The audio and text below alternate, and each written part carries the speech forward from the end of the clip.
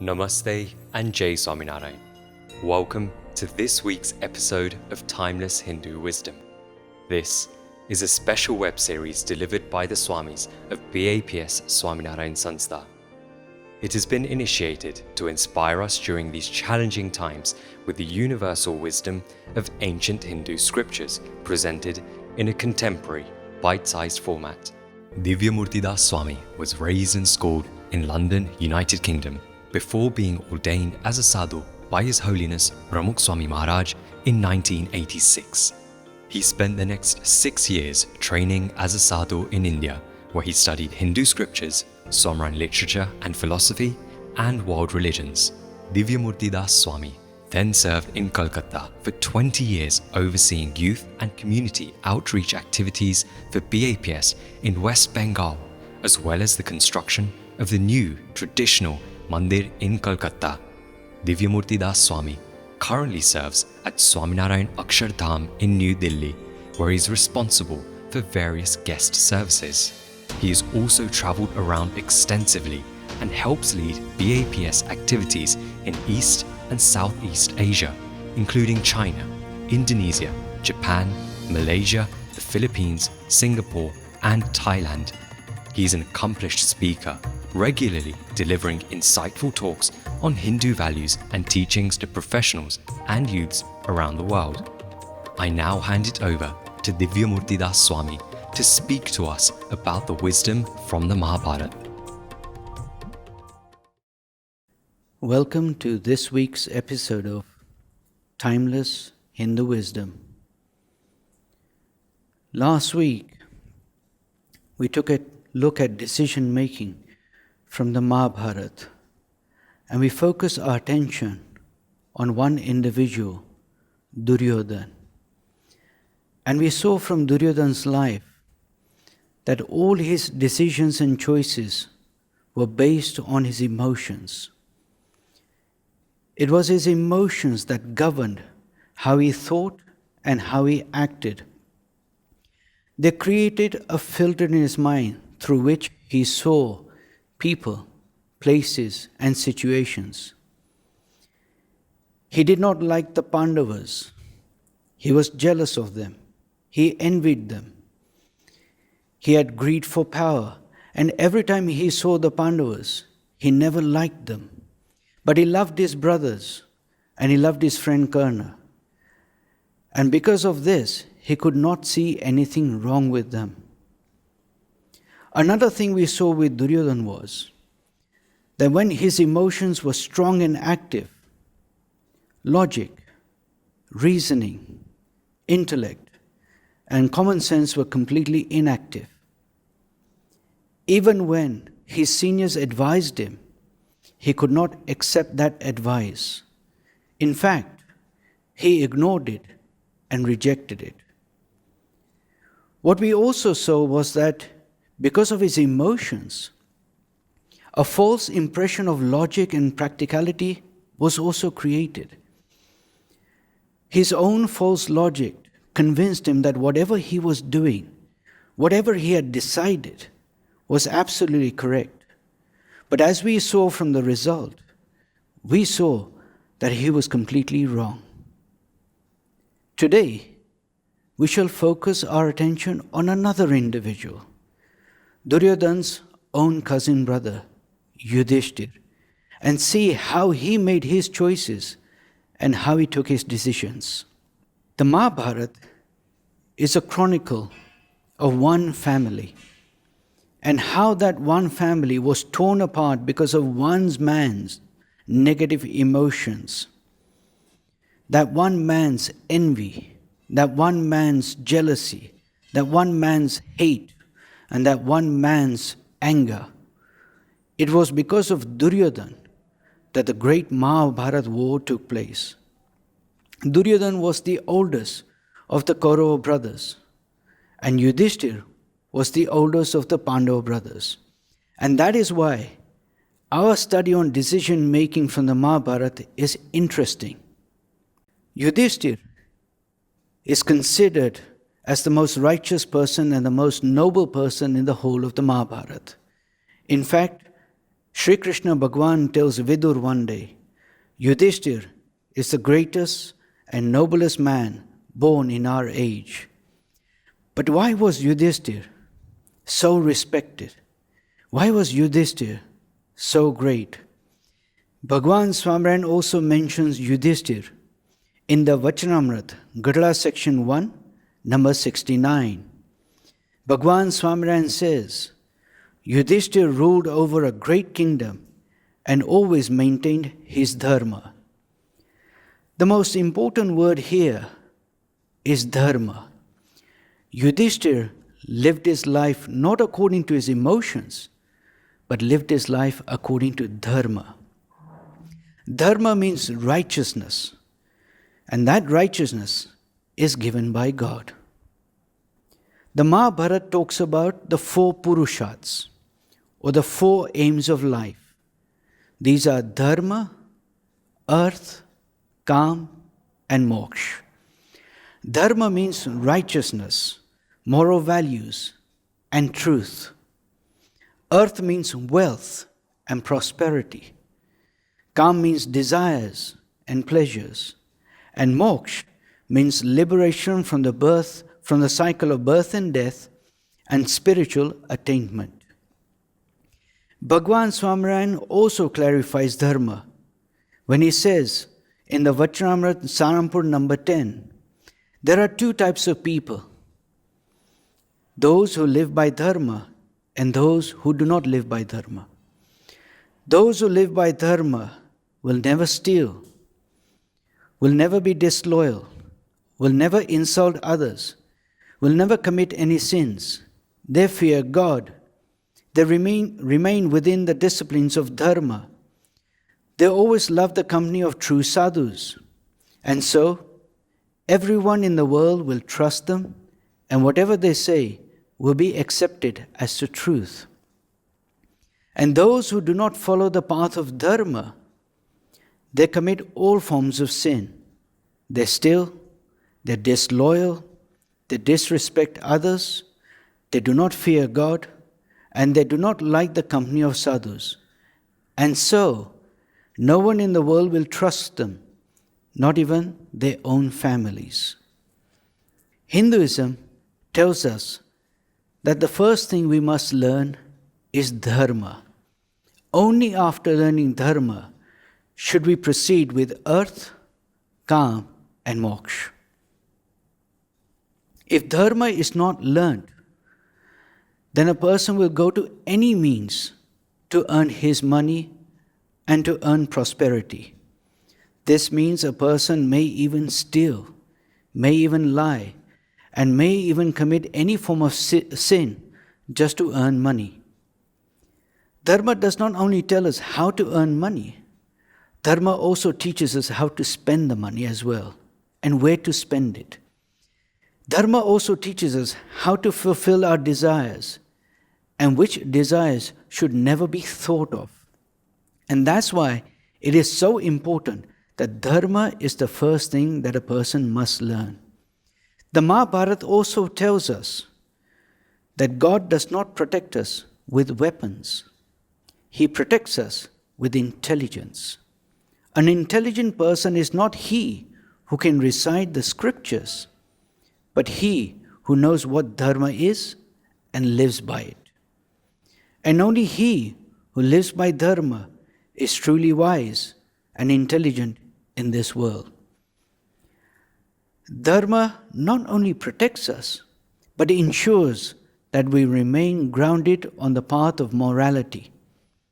It also ensures that we remain good, honest, and truthful. Without dharma, there can be no real progress. Without dharma, there can be no social harmony. And without dharma, there can be no peace or lasting happiness. Where can we find this dharma? Dharma is given by God.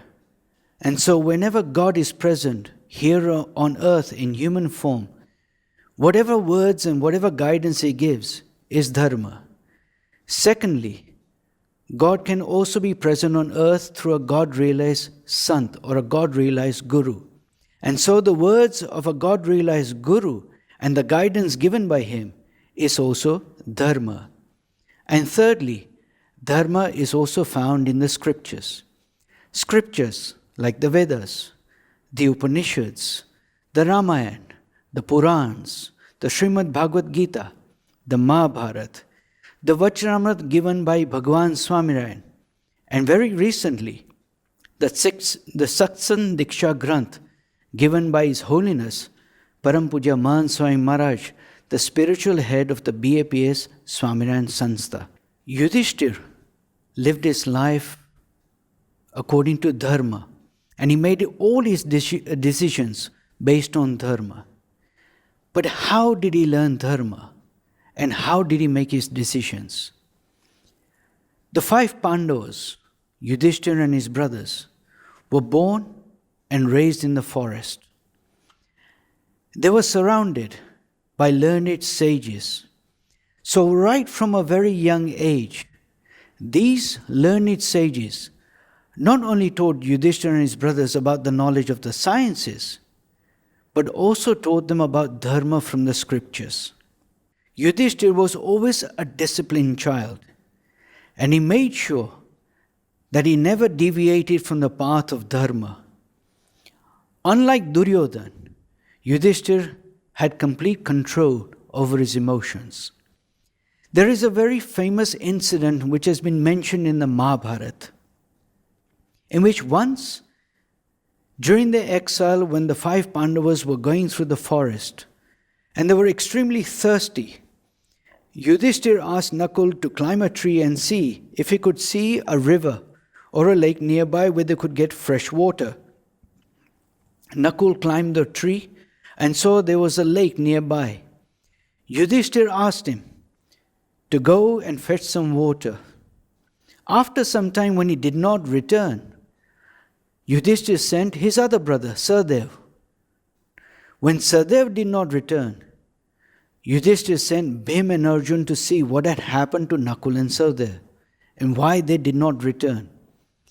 Even when they did not return, Yudhisthira himself went to the lake. And there, near the banks of the lake, Yudhisthira saw his 4 brothers lying dead. He was shocked, and as he came near, a voice from the lake said, "They tried to drink my water without answering my questions." Yudhisthira turned round to see where the voice came from, and he saw a yaksh from the lake who said, "They tried to drink my water without answering my questions." Yudhisthira said, "Which questions are you talking about?" And the yaksh started asking Yudhisthira all the questions. And one by one, Yudhisthira answered all the questions. The yaksh was completely satisfied with all the answers that Yudhisthira had given. And so he said, "Out of your 4 brothers, name one brother, and I will bring him back to life again." Without any hesitation at all, Yudhisthira said, "Nakul." And the yaksh was completely surprised. He said, "I know you, and I know that you're very fond of Bhim, but you did not choose Bhim. I also know that Arjun is the greatest warrior on earth today, but you did not choose him either. Tell me, Yudhisthira, why did you choose Nakul?" And Yudhisthira answered, "My father had 2 wives, Kunti and Madri. I am the son of Kunti, and it is only correct that one of Madri's sons should live, and therefore I chose Nakul." We clearly see that Yudhisthira has not based his decision on emotion, but has based his decision on dharma. There is also another incident in the Mahabharat. When the Pandavas again were in the forest, and they went out hunting, leaving their queen Draupadi alone in the hut, a group of men came through the forest. One of the men was Jayadratha, Dushala's husband, and Dushala was Duryodhana's sister. Jayadratha had no idea that the Pandavas were here in the forest, and he had no idea that the woman he saw and fell in love with in the hut was Draupadi herself. Losing all sense, he went up to Draupadi and said, "Who are you?" And Draupadi said, "I'm Draupadi. I'm the wife of the Pandavas." Jayadratha immediately asked if she would come with him. He told her that he had fallen in love with her and he wanted to take her away. Draupadi refused. Taking Draupadi's hand, he kidnapped Draupadi away from the Pandavas. When the Pandavas heard her screams, they came running back, and in the distance they saw that Jayadratha was taking Draupadi away. Yudhisthira immediately told Bhima and Arjuna to go and rescue Draupadi. Taking a shortcut, they cut off Jayadratha's escape. Rescuing Draupadi, they brought Jayadratha back to Yudhisthira. All the four brothers, and including Draupadi, said that Jayadratha should be punished and he should be killed.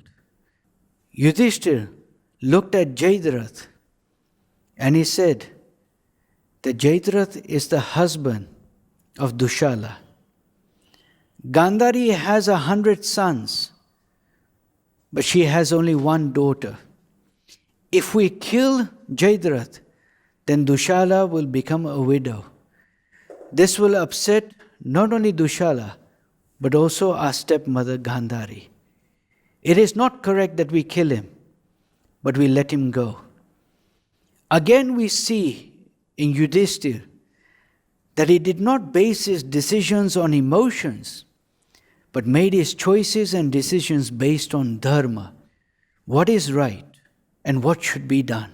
Secondly, we see that Yudhisthira also took advice from Sri Krishna Bhagavan, who was present at that time on earth. When the Pandavas were given the barren land by Dhritarashtra, Duryodhana's father, and they turned this barren land into a magnificent kingdom called Indraprastha, everyone told Yudhisthira that you must perform the Rajasuya Yagna to establish yourself as king.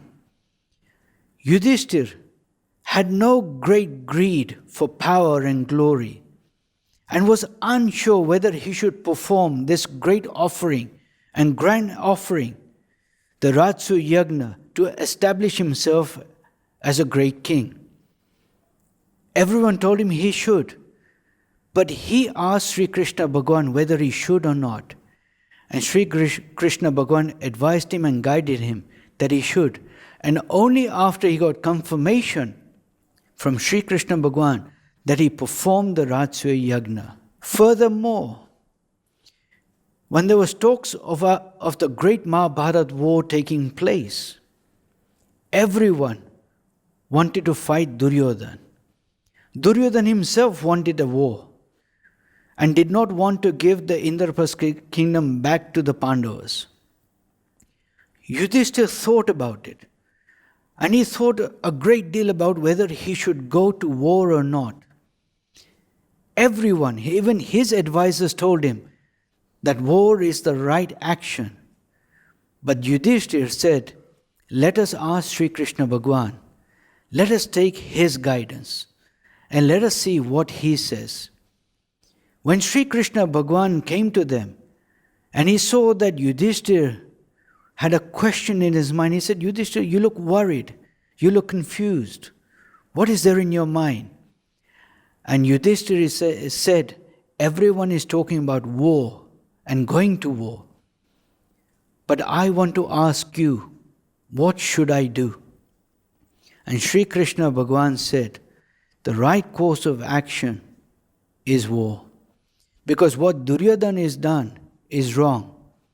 And it is about time we removed evil from this world. Only after Sri Krishna Bhagavan told him about going to war did Yudhisthira and his brothers started making arrangements for the war.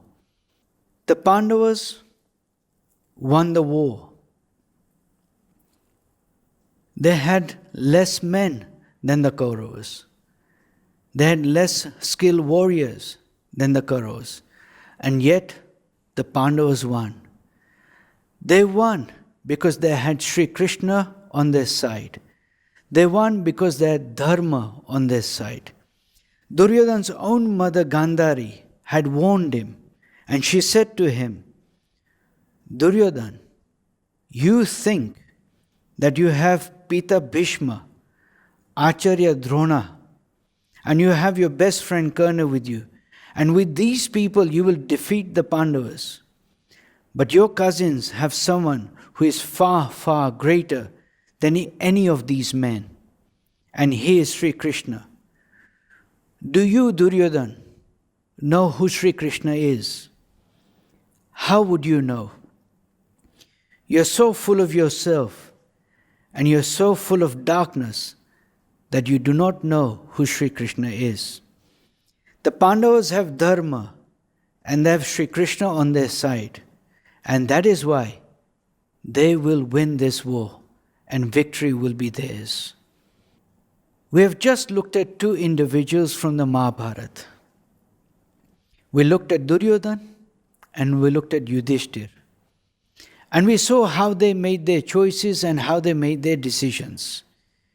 We saw Duryodhana and we saw that how he was greatly influenced by his negative emotions. He became a victim of his emotions. He did not even realize that he was going up the wrong path. He was the cause of the great war. And we also saw Yudhisthira and how he made all his decisions based on dharma. And that's why his life was noble, moral, and admirable. Yudhisthira faced many challenges in his life. He also had emotions. He made sure that dharma governed his decisions. We have our own life before us. We know from past experience that emotions are very difficult to control. We also know that we can get carried away and not even realize. How can we ensure that we remain grounded on the path of morality? How can we ensure that we make our decisions and choices based on dharma rather than get carried away by our emotions? There are two things we can do. Firstly, study the scriptures.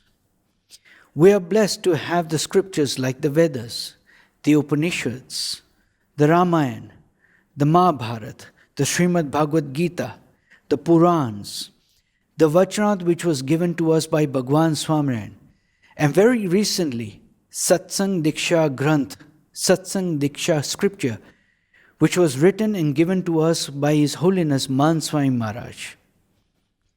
We must take time to read and study these scriptures every day. We must take 10 minutes, 15 minutes to go deep and study these scriptures. If we study and start imbibing dharma from these scriptures, then our thinking will become clear, our views will become clear, and our decisions will become wise. Furthermore, to reinforce our dharma, we can go to a mandir. A mandir reinforces our dharma and inspires us to live in dharma. Every week, a mandir organizes weekly assemblies that inspire people to live pious and moral lives. If we go to these assemblies, then we too can be inspired to imbibe dharma and live according to dharma and make our decisions according to dharma. And lastly, we should listen and follow the path given to us by a God-realized sadhu, a God-realized guru. We are blessed that today we have His Holiness Swami Maharaj with us. His Holiness Swami Maharaj has inspired thousands and millions of people around the world with his enlightening discourses. Through his discourses, people have been inspired to live pious and moral lives, addiction-free lives, to follow the path of dharma.